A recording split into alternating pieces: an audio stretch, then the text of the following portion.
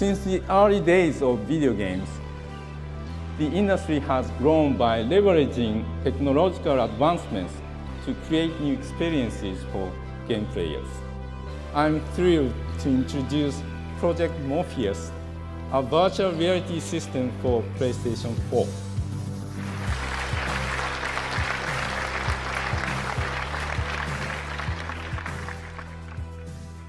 The original PlayStation VR launched October 13th, 2016.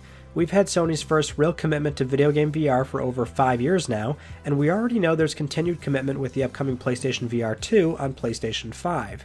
And with all the attention now shifting to the new headset, it seems appropriate enough to take a hard look at the first one. Realistically, the Sony group as a whole has been bullish on head-mounted displays for decades, with the Sony Glastron in the 90s, and more recently the HMZ in the 2010s. Those are considered more personal TV viewers with 3D functionality, but that's what was perhaps more commercially viable.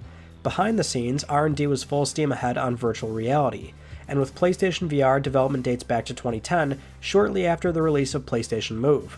The commitment isn't surprising, especially when you consider what's at stake. Being a leader in a completely new sector, a new entertainment medium, is invaluable. It's what any company strives for. And today we know PlayStation VR sits at a confirmed total of 5 million units sold, as of January 6, 2020, which, depending on how you look at it, could be seen as good or bad. Obviously, the headset is likely a tad higher now, closer to possibly 6 million. It's still unconfirmed from Sony directly, but the data is old and right now we only know 5 million for sure. But generally speaking, when a company is willing to announce units sold, it means they've got numbers that they're proud of. And since launch, Sony has provided 5 updates, showing us a fairly reasonable rate of sale. For the VR space, 5 million sold is great. It's a tangible number we can look at and say, there's a market here. When you have VR games coming out on a frequent basis, we can say these games must be profitable. Developers must be able to see a return, and it seems there's an incentive to continue making software in the first place. And it should go without saying, but this kind of responsibility doesn't have to fall solely on PlayStation VR. Assuming a developer can do it, it's in their best interest to reach as many people as possible. That can be making their games playable in 2D, or simply releasing on other VR headsets, and that's where something like the Oculus Quest comes in, or more recently now marketed as the Meta Quest 2, being the most recent product release in October 2020. And as of November 2021, Qualcomm announced 10 million units of the Quest 2 have been shipped, showing a significant bump in rate of sale and overall market growth for the VR space, because again, prior to PSVR, we just didn't really have any good benchmarks. This isn't meant to illustrate how poorly PSVR is done. There's still a massive difference in accessibility here. PSVR is more costly and requires a PlayStation 4, whereas MetaQuest 2 can stand on its own, out of the box, for as low as $300 US. The point is, for the earliest premium virtual reality offering, PlayStation VR can be seen as a success. However, one could easily phrase it in a much more negative light. With only 5+ million units out there, that means Sony has sold less than 1 in 20 to the entire PS4 install base. There were also analyst predictions at the time expecting 6 million units shipped in just 2016 alone, so there's certainly ways to paint it a bit more negatively.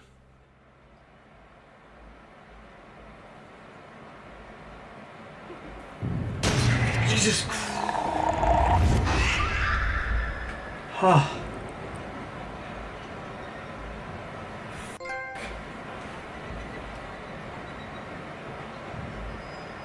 Oh my god.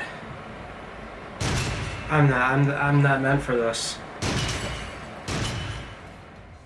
Oh, that was not one of my finer moments, I'll admit. But the thing is, that really happened for me, where I'm not really good with anything horror related, whether it's movies, 2D games. I'm very jumpy, and so placing me in a virtual environment where it simulates, real sizes and things like that, having that level of presence and immersion, it really, it can get to me in a much different way. And I know those words get thrown around quite often with VR, right? So if you're not into, VR stuff, you kind of, scoff at the idea of, immersiveness and trying to replicate a real sense of presence. But those phrases truly mean the world to VR, because that is something that medium is really trying to sell you on. And so for this, with, in the context of video games, I mean, we can look at the past 5 years of PSVR. At least for the actual games, I can confidently say it's been something not quite truly special, but really different and unique in a way where it's tough, right? Because I'm not really sure if we can call back on what the expectation was in 2016, I think a lot of people were definitely very excited at the time, but a lot of that excitement may have just came from the fact that this was going to be a very accessible VR experience, where going back, Oculus Rift was... It's not something that most people can just pick up and buy back then, right? It was expensive and you would have needed a very capable PC. This was a mass market console. A lot of people had PS4s. So yeah, buying PSVR was going to cost you another $400, but that was your entry into a premium VR space. And so throughout that time, we actually saw a lot of unique PSVR games, so exclusives, right? We're talking Firewall Zero Hour, Everybody's Golf VR, of course, Astrobot Rescue Mission, Blood and Truth, Iron Man VR, Dreams is a very recent one where that got the VR patch not that long ago, so you can finally start experiencing some truly unique VR stuff. Farpoint with the PlayStation Aim controller, and that really adds a certain level of realism that you don't normally get to experience, and certainly not quite with the Move controllers, which I think are kind of vital for a lot of VR games that offer the two-handed experience. Also Diracine, right? These games are only on PSVR, but we don't even really have to humor just PSVR exclusives. Multiplat stuff, there's so much there too, right? Beat Saber, Super Hot VR, Moss is, I think, easily my favorite VR game. That game was just so adorable and cute, and it's a great exercise to experience how you can do a 3D platformer in a virtual environment where you're acting as the camera, but you're actively engaging in that world, in that universe, where you yourself fit into that narrative. And of course, back then in 2016, the big talking point was there's a lot of static, small experiences in VR that are very experimental and kind of like cool for 5 seconds, but where the true full-scale games, and perhaps the most familiar thing there, is that over 5 years we saw games like Skyrim VR, Resident Evil 7, Borderlands 2, Doom 3, Hitman. These are games that are established, we know them, we're comfortable with them, and being able to experience those in VR was a much different thing that, for a naysayer, it might have been the selling point where it's like, you're used to this environment, here's what it's really like to be in there. So for the 5-year period, I think, by and large, it's not like it set the world on fire, but there are a lot of games for PlayStation VR that you're going to have a really good time. And looking at the catalog, you can't really argue some of the experiences that were on offer. With that said, though, once you actually got your headset, set it up, started playing, chances are you probably ran into some issues. Perhaps this is something we all knew was going to be a problem, but PSVR was simply not that great at tracking, and it's not hard to figure out why. The entire tracking solution was based on a camera watching 9 LEDs on the headset, the light bar on the DualShock 4, and the bulbs on the PlayStation Move. Depending on your setup and the room's lighting, you could have a really poor experience just trying to get the tracking to work correctly. And when it does work, it won't take long for you to run into a boundary problem where you're simply moving out of the camera's reach. For my setup, this was always an issue. My main play area is a tighter space with a desk close by. Of course, situational awareness should be used at all times, but in the case where I've double-checked my tracking to make sure I have the most ideal conditions, a game will always find a way to have me hit that out-of-bounds area. And when it happens, it takes you out of the experience right away. Worst case scenario, you're taking the headset off and fiddling with the camera position. That's basically the last thing you want to do when you already thought you had it set up correctly. And if you dare play another VR game in the same session, then you're signing yourself up for another round of camera fiddling. Every title is different and requires a varying amount of play space. Sometimes I get a little too excited when I start a game and I don't have to mess with anything. Which, I'll be honest, plenty of titles are more static experiences that don't require much. You can certainly have a set it and forget it situation for a handful of titles, but assuming you're really exploring the library, then the setup process tends to be a customary thing. However, that's mainly for the camera and how far away you are from the TV. There's also just the simple fact that for a proper two-handed setup, you're using PlayStation Move controllers, accessories that Sony shipped for the PS3 as a way to play 2D games with motion controls like a Nintendo Wii. These were basically recycled for use with PSVR. They're exactly the same. It's actually kind of comical when you look at the product lineup and see how design-wise they just don't quite fit together. They never bothered to update them to fit the PSVR's two-tone white and black design. But that's not the issue. It's just that Move oftentimes isn't tracking very well, even when they're setting perfectly within the camera view, and that's why your room's lighting also plays a factor. So, we've got all these tracking headaches, and then there's the headset's mess of cables. Between the thick HDMI, USB, the breakout box, it's not exactly easy to have this placed somewhere neatly in your setup. And I found that due to the thickness and weight of the cables, all the extra slack needed for play and freedom of movement becomes a chore having to tug and move around all those cables. It's not a major issue. In fact, I'd say a lot of everything mentioned so far aren't major, but when they're all here and they're all getting in the way of enjoying your time in VR, it gets old quick. I can happily say though, the PSVR headset itself has easily been the most comfortable headset to wear for extended play sessions. The weight distribution is great, and it's no surprise that this form factor is sticking around for PlayStation VR 2. Now, here's probably a good time to mention motion sickness. This is another obstacle that many face when playing VR games, and it's not uniquely a PSVR issue, but still one that Sony has to deal with. I can only speak for myself, since some people can play all sorts of VR experiences without any major issues, but that's definitely not the case for me. As much as I enjoy playing in VR, fast motion will take me down pretty quick, as evident by this gameplay I captured for Until Dawn Rush of Blood. Oh no. Oh, this is gonna suck. Oh god. Oh. Oh. Ah. Oh, this sucks. Oh. I seem to do a lot better when playing Eve Valkyrie, but generally any sort of fast motion without help is gonna give me issues. Thankfully, a lot of developers are fully aware of this, and in many cases add various locomotion settings you can play with to help your comfort level. For those that have still never tried VR, or at least the kind of VR games with fast motion, the sickness sets in because your head is being tricked into witnessing motion, when your body is staying still.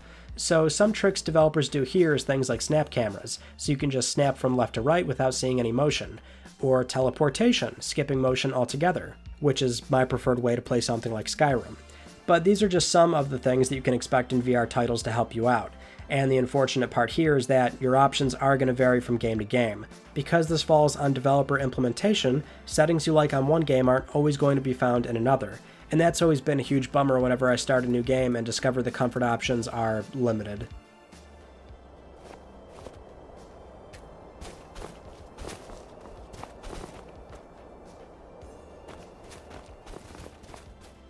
So, ultimately, what's the key takeaway here?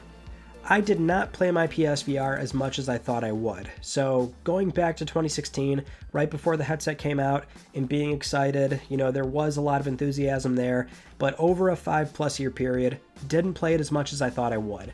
And that's despite the fact that every time I did play it, I enjoyed it a lot. In fact, really, every single time I did put the headset on, just picked up a game, maybe I was doing something for a video or whatever, but almost every time when I play my PSVR, it was kind of like a fire being reignited, like, wow, this is always so cool, it's so fun, right?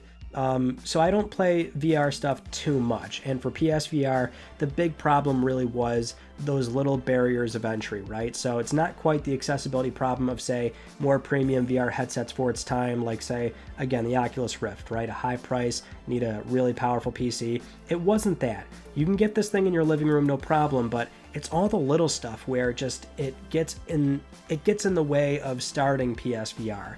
The tracking issues, all the cords and setup, making sure you have the ideal lighting conditions, enough room in your play area, all those little things, like even when you sort them out, it's just something where after you're done playing, you kind of make a mental note of, that was a huge pain, I don't want to have to deal with that again anytime soon, and then you just kind of put it down, and days turn into weeks, weeks turn into months, and games aren't coming out constantly, so it's something where, ultimately for me, I did not play PSVR as much as I thought I would, but the content was always there when I decided to pop back in.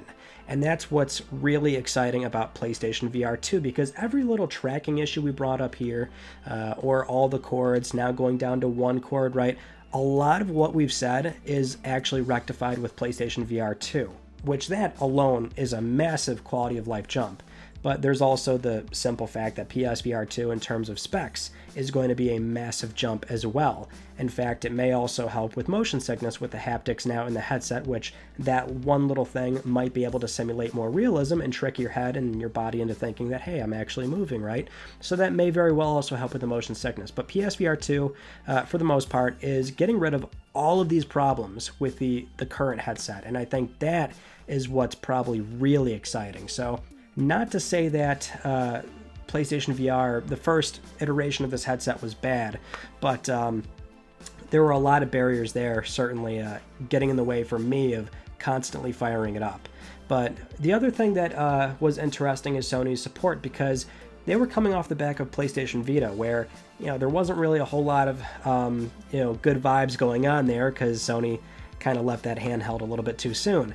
PSVR, not so much. Actually, a lot of support there, not just from first party every so often, which wasn't a lot, but mind you, we got constant PlayStation blog posts and tweets and new trailers and spotlight videos, spotlight games showing up during a state of play. So much so that people were getting annoyed with seeing so many VR games, but if you have a PSVR or if you're interested, you want that support from Sony. And now we know we have a new headset coming, and well, I think the future looks incredibly bright for PSVR 2, especially when you look at how well, say, the MetaQuest 2 is doing. We want all VR headsets to do really well if you care about this medium. So PSVR, it wasn't bad, but it wasn't outstanding either, and I think that was the biggest problem, is all those little things keeping you from really enjoying that experience to the fullest. Thank you so much for watching this video. I hope you enjoyed it. If you have not yet, please subscribe for the best PlayStation news, reviews, and updates that are here on YouTube. You can also follow me on Twitter at Mystic Ryan, and that is it. I will see you all in my next video. You take it easy.